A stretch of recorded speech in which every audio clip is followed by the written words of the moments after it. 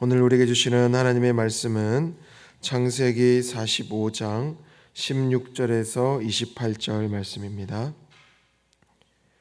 창세기 45장 16절에서 28절 말씀, 제가 가진 성경 구약 73쪽에 있습니다. 이 말씀을 한 목소리로 같이 읽겠습니다. 요셉의 형들이 왔다는 소문이 바로의 궁에 들림에 바로와 그의 신하들이 기뻐하고 바로는 요셉에게 이르되 내 형들에게 명령하기를 너희는 이렇게 하여 너희 양식을 싣고 가서 가나안 땅에 이르거든 너희 아버지와 너희 가족을 이끌고 내게로 오라. 내가 너희에게 애굽의 좋은 땅을 주리니 너희가 나라의 기름진 것을 먹으리라. 이제 명령을 받았으니 이렇게 하라. 너희는 애굽 땅에서 수레를 가져다가 너희 자녀와 아내를 태우고 너희 아버지를 모셔오라. 또 너희의 기구를 아끼지 말라. 온 애굽 땅의 좋은 것이 너희의 것임이니라. 이스라엘의 아들들이 그대로 할세. 요셉이 바로의 명령대로 그들에게 수레를 주고 길 양식을 주며 또 그들에게 다 각기 옷 한 벌씩을 주되 베냐민에게는 은 300과 옷 5벌을 주고 그가 또 이와 같이 그 아버지에게 보내되 순하기 10필에 애굽의 아름다운 물품을 실리고 암나기 10필에는 아버지에게 길에서 드릴 곡식과 떡과 양식을 실리고 이에 형들을 돌려보내며 그들에게 이르되 당신들은 길에서 다투지 말라 하였더라. 그들이 애굽에서 올라와 가나안 땅으로 들어가서 아버지 야곱에게 이르러 알리어 이르되 요셉이 지금까지 살아 있어 애굽 땅 총리가 되었더이다. 야곱이 그들의 말을 믿지 못하여 어리둥절하더니 그들이 또 요셉이 자기들에게 부탁한 모든 말로 그에게 말하며 그들의 아버지 야곱은 요셉이 자기를 태우려고 보낸 수레를 보고서야 기운이 소생한지라. 이스라엘이 이르되 족하도다. 내 아들 요셉이 지금까지 살아 있으니 내가 죽기 전에 가서 그를 보리라 하니라. 아멘. 사람은 누구나 자신에게 상처를 주는 사람에게, 자신을 공격한 사람에게 본능적으로 복수를 하고 싶은, 보복하고 싶은 그런 마음이 있기 마련이죠. 억울한 일을 당하면은 그것을 기억하고 배신을 당하게 되면 대갚아주고 싶은 것이 그런 사람의 본능입니다. 특히나 가까운 사람에게 받은 그런 상처는 또 오래 남기도 합니다. 그런데 오늘 이 본문 속의 요셉은 우리의 이런 상식을 뛰어넘습니다. 자신을 죽이려 했던 형들, 노예로 팔아버린 형들, 아버지를 속이고 자신을 잊어버린 그 가족들을 향해서 요셉은 복수하지 않습니다. 오히려 선을 베풉니다. 사랑으로 품습니다. 회복의 길을 열어갑니다. 그러니까 이것은 인간의 힘으로만 가능한 일이 아니라는 겁니다. 바로 성령 하나님께서 주시는 그 은혜가 아니면은 할 수 없는 일인 것입니다. 그래서 오늘 말씀은 우리에게 중요한 사실을 보여줍니다. 믿음으로 행하는 그 선, 믿음으로 행하는 그 선을 통해 사람을 살리고 공동체를 변화시키고 역사를 움직이는 그 능력이 바로 그 믿음으로 행하는 그 선에 있다라는 겁니다. 요셉의 선행은 애굽을 변화시켰습니다. 그러니까 한 사람의 선행이 국가를 움직였다라는 겁니다. 본문 16절에도 보면 이제 요셉의 형들이 왔다는 소식이 그 바로의 왕궁에 들려집니다. 놀랍게도 그 소식을 듣고 바로와 그 신하들이 기뻐합니다. 근데 보통 타국에서 많은 사람들이 이렇게 입국한다 그러면은 좀 경계하지 않겠습니까? 그 당시에 어떤 보안 시스템이 철저한 것도 아니고 함부로 외국 어떤 타국에서 누군가가 온다 그러면 경계하기 마련인데 오히려 그 왕궁은 기뻐합니다. 왜 그랬을 거예요? 그 이유는 단 하나죠. 요셉의 가족이기 때문입니다. 요셉은 애굽의 총리가 되어서 나라를 그 흉년 속에서 살려냈습니다. 7년의 풍년 동안 열심히 준비했고 그 7년의 흉년을 잘 통과했습니다. 그 백성들을 살려냈습니다. 그 왕실도 살고 국가 경제도 살고 주변 나라들도 도움을 받게 된 겁니다. 그러니까 그 왕의 입장에서 이 요셉은 그냥 단순히 유능한 관리 정도를 뛰어넘어서서 나라를 살린 정말 은인, 정말 어찌 보면 영웅과 같은 그런 사실을 분명히 인지하고 있었다는 겁니다. 그러니까 바로 왕이 명령을 하죠. 좋은 것들을 너희 그 고향으로, 그 가나안 땅으로 싣고 가라. 수레를 내어주고 양식을, 모든 필요한 물품들을 다 제공해 줍니다. 이것은 개인의 차원이 아니라 왕실의 차원으로 모든 것을 제공해 주는 겁니다. 그리고 또 뭐라고 얘기합니까? 아버지와 온 가족을 애굽으로 데려오라는 겁니다. 이 나라로 데려오라는 거예요. 그러니까 공식적인 어떤 정착을 허락을 한 겁니다. 그러니까 정말 국가 차원의 특별한 예우를 그 가족에게 해준 것이죠. 그리고 애굽 땅에 가장 좋은 것을 주겠다. 너희가 그 가나안 땅에 그 어떤 살림에 미련을 두지 마라. 이게 다 챙겨 올려 하지 말고 여기 다 좋은 것 준비되어 있으니까 거의 몸만 와라 이런 느낌인 거죠. 그러니까 이 모습을 통해서 이 한 사람의 그 믿음, 한 사람의 성실함, 한 사람의 그 선함이 나라 전체를 움직인 것입니다. 오늘날도 마찬가지죠. 믿음의 그 한 사람이, 믿음을 가진 그 한 사람이 그 가정을 바꾸고 그 직장을 바꾸고 그 사회, 그 공동체를 바꿔 나가는 것입니다. 여러분 1994년에 있었던 르완다 대학살을 아마 다들 기억을 하실 겁니다. 94년 그 4월 7일부터 약 100일 동안 그 르완다에는 큰 내전이 있었습니다. 그러니까 유럽의 어떤 열강의 어떤 그 그릇된 그 식민지 정책으로 인해서 그 르완다 내에 다수 민족인 후투족 그리고 소수 민족인 투티족이 이 내전이 일어난 겁니다. 그래서 계속 그 내전이 일어나다가 그 내전이 이제 극단으로 치닫게 됩니다. 그래서 이 94년 4월 7일 동안 4월 7일에서 100일 동안 이제 큰 내전이 일어나게 되고 결국에는 그 르완다 전체 인구의 거의 10%에 달하는 90만 명이 사망하는 그런 참사를 겪었습니다. 지금도 매년 4월 7일이면은 그 어떤 그 학살의 피해를 입은 그 사람들을 추모하기 위해서 매년 행사가 치러지기도 하는데요. 근데 그 상황을 잘 이겨낼 수 있는 하나의 사건이 있었다고 합니다.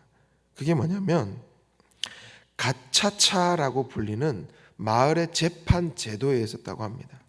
이게 뭐냐면 짧게 다듬어진 잔디라는 뜻인데요. 이것은 풀뿌리 재판을 의미하는 거예요. 풀뿌리 재판. 그러니까 이 르완다 대학살 이후에 나라가 그냥 다 완전 무너진 겁니다. 모든 기반 시설이 다 무너지고 사법 제도가 다 붕괴된 이런 상황 속에서 이 마을마다 가해자, 피해자가 있지 않겠습니까? 죽인 사람이 있고 죽은 사람들, 또 유족들, 그런 사람들이 풀밭에 서는 겁니다. 풀밭에 서서 서로 눈물로 용서하고 또 서로 용서를 구하는 겁니다. 그러면서 서로 끌어안고 우는 겁니다. 가해자는 그 자신의 그 죄를 인정하고 용서를 구하면서 또 그 풀뿌리 재판소에서는 이제 낮은 징역형을 선고합니다. 또는 그 피해자의 집에서 봉사하는 노역형을 이제 부과를 하는 것이죠. 그러니까 서로 용서를 구하고 용서하는 그런 풀뿌리 재판, 그러니까 이 가차차라는 이 풀뿌리 재판을 통해서 나라가 조금씩 회복되기 시작했다고 합니다. 그래서 그 94년 이후에 이 르완다는요, 매년, 지금까지도 매년 8% 이상의 경제 성장을 이루면서 많이 기반 시설들이 회복되고 있다라는 것입니다. 바로 그 영향은 그 르완다의 국민의 4분의 1 정도는 기독교인이라고 합니다. 그래서 그 기독교인의 역할이 이 가차차라는 이 화합, 이 협력의 문화를 확산하는 데 중요한 영향을 끼쳤다라는 것입니다. 바로 증오는 다른 증오를 낳게 되지만 믿음의 선은 새로운 역사를 만들어 가는 것입니다. 그리고 요셉의 선행은 형들의 삶도 변화시켰습니다. 바로 한 사람의 선행은 개인의 삶도 변화시킨다라는 것입니다. 요셉은 형들을 가나안 땅으로 돌려보내면서 수레의 양식을 준비해 줍니다. 그리고 형들에게 옷을 한 벌씩 선물합니다. 근데 이 옷을 선물하는 이 장면은 정말 중요한 한 장면이에요. 왜냐면요, 요셉의 인생에 있어서 이 옷이라고 하는 이것은 특별한 의미가 있기 때문이에요. 여러분 한번 생각해 보세요. 요셉이 어린 시절에 아버지에게 어떤 옷을 받았습니까? 채색 옷을 선물로 받았어요. 이 채색 옷은 요셉에게 특별한 의미가 있었어요. 아버지의 특별한 그 대우를 받는 아버지의 특별한 사랑의 표시였어요. 그런데 그 채색 옷은 또 다른 한편으로 형들에게는 편애의 상징이었어요. 그래서 그 채색 옷 때문에 형들에게 시기를 받고 형들이 결국에는 요셉에게 그 채색 옷을 강제로 벗김을 받고, 그리고 그 채색 옷에 염소의 피를 묻혀서 아버지를 속이는 도구로 사용됐습니다. 그러니까 요셉에게 있어서 이 옷이라고 하는 그 의미는 굉장한 큰 의미가 있는 겁니다. 그러니까 요셉은 지금 형들에게 옷을 한 벌씩 이렇게 선물을 하면서 당신들이 나의 그 채색 옷을 강제로 벗겼지만 나는 당신들에게 옷을 입혀줍니다. 바로 이런 의미가 있는 것이죠. 그러니까 복수가 아니라 용서인 겁니다. 정죄가 아니라 회복인 겁니다. 형들은 아마도 그 옷을 하나씩 이렇게 받아들면서 아마 마음 한켠에 막 뜨끔했을 겁니다. 과거에 그들의 어떤 잘못이 떠올랐을 거예요. 그런데 요셉은 형들이 그 과거를 들춰서 괴롭히지는 않습니다. 악을 악으로 갚지 않습니다. 오히려 선으로 악을 이겨나가는 것이죠. 이것이 바로 진짜 하나님의 그 사람의 모습이 아니겠습니까? 로마서 12장 21절에도 말씀하죠. 악에게 지지 말고 선으로 악을 이기라. 세상은 힘으로 어떤 능력으로 파워로 이긴다고 하지만 하나님은 선으로 악을 이긴다 말씀하시는 겁니다. 용서는 약한 사람의 행동이 아닙니다. 상처를 삼켜본 사람만이 할 수 있는 그 믿음의 결단인 것이죠. 그리고 요셉은 형들에게 이런 이야기를 합니다. 고향으로 돌아가는 길에 그 길에서 다투지 마십시오. 이렇게 얘기합니다. 좀 의아하죠. 왜 갑자기 생뚱맞게 다투지 마라 그럴까? 처음에는 그냥 많은 재물을 줬으니까 이것이 뭐 서로 욕심이 나서 다투지 말라고 한 걸까? 그런데 가만히 생각해 보니까 이제 형들은 가나안 땅으로 가야 하지 않습니까? 그리고 이제 그 아버지 야곱에게 이제 진실을 고백해야 되는 거예요. 아버지, 우리가 사실 요셉을 죽이려 했습니다. 우리가 요셉을 노예로 팔았습니다. 22년 동안 아버지를 속였습니다. 사실 이런 말을 하기가 얼마나 두렵겠습니까? 그리고 또 가는 길에 서로 또 책임 공방이 또 있지 않았겠습니까? 네가 먼저 말했잖아. 근데 네가 먼저 요셉을 팔자고 주도했잖아. 그때 네가 막았어야지. 뭐 이런 여러 가지 공방이 있을 수 있는 것이죠. 그때 요셉은 그 형들의 그런 마음까지도 이미 알고 있었던 겁니다. 우리 서로 정죄하지 말자. 하나님께서 여기까지 인도하셨다라고 이렇게 말하는 것과 같은 겁니다. 그러니까 요셉은 이제 더 이상 과거에 붙들리지 않습니다. 상처를 확대하지 않습니다. 회복을 선택하는 겁니다. 믿음의 사람은 과거의 상처보다 하나님의 그 놀라운 섭리 가운데 더 큰 것을 보는 그런 사람인 것이죠. 오늘 본문은 한 사람의 믿음으로, 그 믿음으로 선대함이 얼마나 큰 능력이 있는지 우리에게 보여줍니다.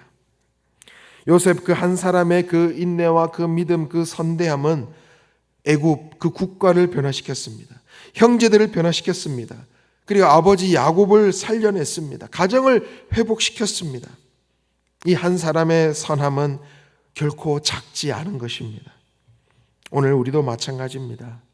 가정 안에서, 교회 안에서, 또 직장 안에서 누군가는 먼저 용서해야 합니다.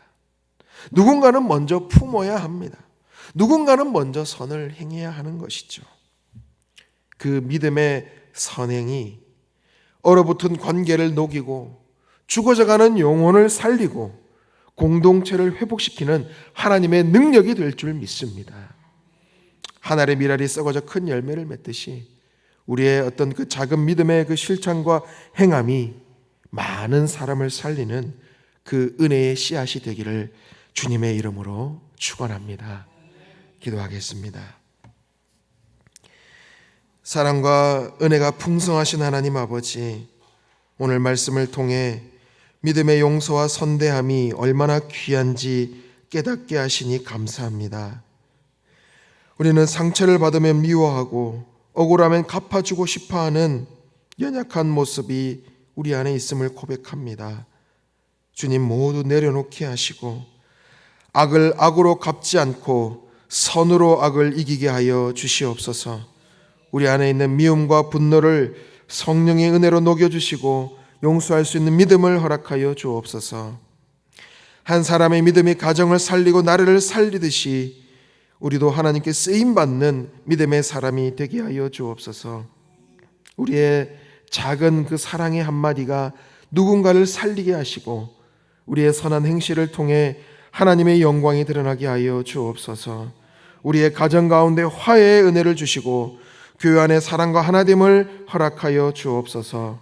상처로 멀어진 마음이 있다면 다시 연결되게 하시고 서로를 정죄하기보다 품고 세워주는 공동체 되게 하여 주옵소서.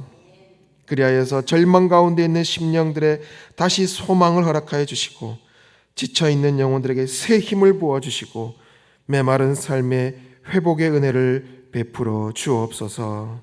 이 모든 말씀 우리 주 예수님의 이름으로 기도드립니다. 아멘. 주님께서 가르친 기도 드리겠습니다. 하늘에 계신 우리 아버지, 아버지의 이름을 거룩하게 하시며 아버지의 나라가 오게 하시며 아버지의 뜻이 하늘에서와 같이 땅에서도 이루어지게 하소서. 오늘 우리에게 일용할 양식을 주시고 우리가 우리에게 잘못한 사람을 용서하여 준 것 같이 우리 죄를 용서하여 주시고 우리를 시험에 빠지지 않게 하시고 악에서 구하소서. 나라와 권능과 영광이 영원히 아버지의 것입니다. 아멘. 우리 말씀을 기억하며 함께 기도하기 원합니다. 상처와 미움을 붙들지 않고 악을 악으로 갚지 않고 선으로 악을 이기며 용서와 사랑을 실천하는 믿음의 사람이 되게 하여 주옵소서. 우리의 가정과 교회 가운데 막힌 관계가 있다면 회복되게 하시고 나의 믿음과 기도를 통해 공동체를 살리는 은혜의 통로로 저희를 사용하여 주옵소서라고 기도하기 원합니다. 오늘도 성령으로 충만케 하사 마땅히 기도할 바를 알게 하시고 모든 것들을 합력하여 선을 이루시는 하나님을 경험하게 하여 주옵소서. 선교사님, 선교사역을 위해 기도합니다. 선교사역을 감당하는 선교사님들의 영육 강건케 하시고 가정에도 하나님의 평안과 기쁨이 넘쳐나게 하여 주옵소서. 선교사에게 필요한 모든 필요를 채워주시고 하나님이 기뻐하시는 사역들이 되게 하여 주옵소서. 그 사역을 통하여 선교지가 복음화되게 하시고 교회가 세워지고 일꾼들이 세워지게 하여 주시옵소서. 또 교회 환우들을 위해서 또 오이코스 멤버들을 위해서 또 각 개인의 기도 제목을 놓고 하나님 앞에 기도하며 나아가겠습니다. 아버지 주님, 우리는 수많은 상처와 미움들을 받기도 합니다. 억울한 일을 당하기도 합니다. 그 악의 공격을 받기도 합니다. 그러나 주님 앞에 간절히 바라보나오고는 그 악을 악으로 갚지 않게 하시고 오히려 악을 선으로 이기는 그런 용서와 사랑을 실천하는 믿음의 삶을